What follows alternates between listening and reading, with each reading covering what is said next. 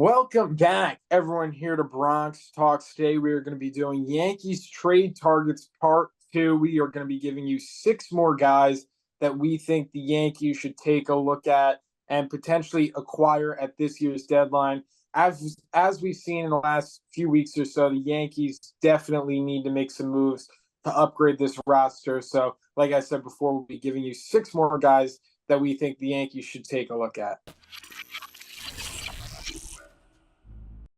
At number 6, we have Jazz Chisholm of the Miami Marlins. Second baseman, can play outfield too, but Yankees really don't need him there. He is not a free agent until 2027. So, he kind of would be part of the next few years, assuming the Yankees move on from Gleyber Torres. And I think it's kind of the question of whether do they want to ride out Torres for the year or just move on right now. I mean, the way Torres' season has gone and kind of the ups and downs he's had with the Yankees, I think it's safe to say he won't be re-signed. He's no longer going to be a Yankee after this year.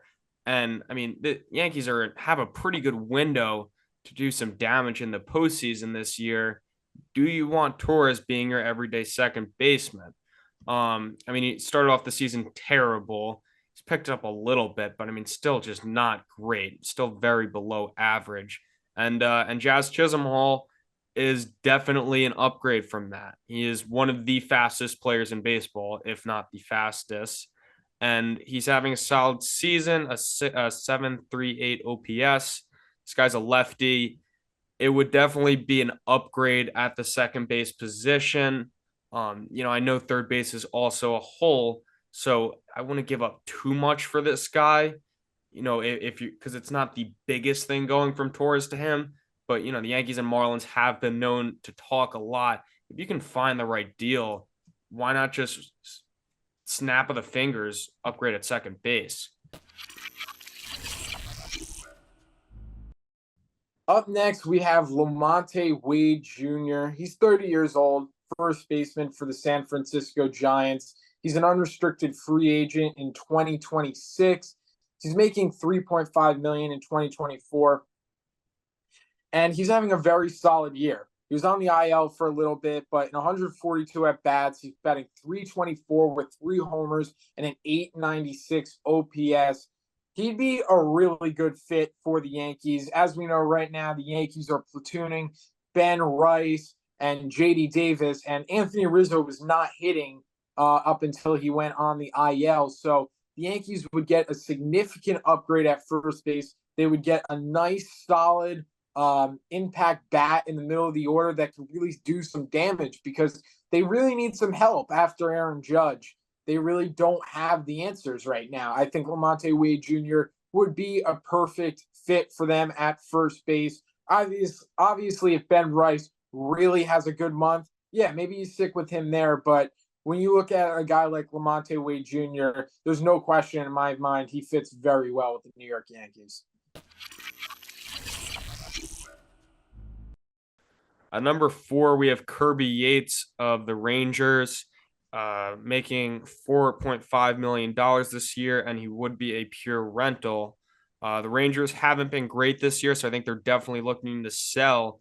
And, the Yankees are probably going to be one of the top suitors. This guy's having a phenomenal season, an ERA below 1 in 28 games.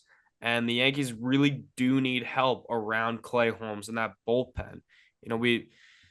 We've never really worried about bullpen because they've always found guys, and they've still kind of done that. Luke Weaver has turned into a phenomenal pitcher, but at the end of the day, you need quality, high leverage relievers that you can count on. They just don't really have that this year.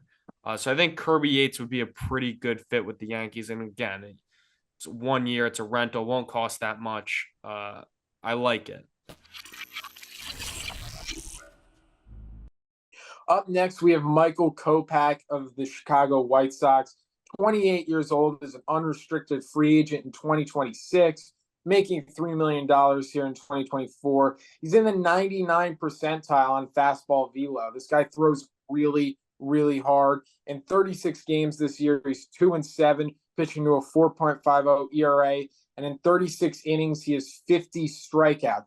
Look, the ERA is not great. I mean, you got to be honest, but the Yankees need strikeout pitchers. They really need someone in that bullpen who could strike guys out. Kopech is doing that. He throws really, really hard. The talent is certainly there. It's certainly off the charts. I think if you could pair him with Matt Blake, I think you'd be able to get that ERA down. I think you could, maybe tweak a couple things in his game and get him where he needs to be.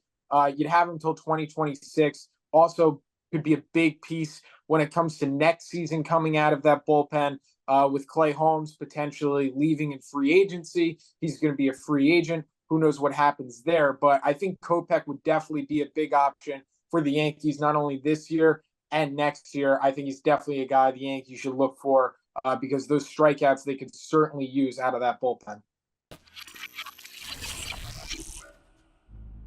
At number 2, we have Garrett Crochet of the Chicago White Sox. This guy is one of the hardest throwers in baseball. He's filthy. I'd almost compare him to like a young Chapman. And the White Sox are just outright horrible this year. I think they have to trade him. And they have had, extension talks with him. But with how bad the White Sox are, and this guy's a free agent in 2027, what's having him for 2 more years after this going to do? I mean, I think they should really try and sell him and get a good package. And I also think there's something to be said for having, a dominant lefty in there, just something the Yankees don't have right now. And at number 1, we have Luis Rengifo. He's the third baseman for the Los Angeles Angels. He's 27 years old. He's a switch hitter, unrestricted free agent in 2026, making $4.4 million in 2024. And he doesn't strike out. 93rd percentile on K percent, does not strike out. He's a perfect fit for the Yankees. The Yankees, I think, are 28th in all of baseball when it comes to production out of third base. Third base has been a major problem for the Yankees this year. He's batting .319 with 6 home runs and 248 at-bats. This is an .810 OPS, stolen 22 bases. He sounds like a perfect fit for the New York Yankees. When it comes to an offensive standpoint, they could certainly use a guy like him. He could bat at the top of the order. He could bat at the middle of the order. The Yankees need bats. Their offense just hasn't been good lately. I think he would be a perfect fit for the Yankees. I don't know if this still stands, but he was leading the American League in batting average up until, I think, a day ago or something like that. I don't know if it still stands, but Rengifo would be a great fit for the Yankees at third base.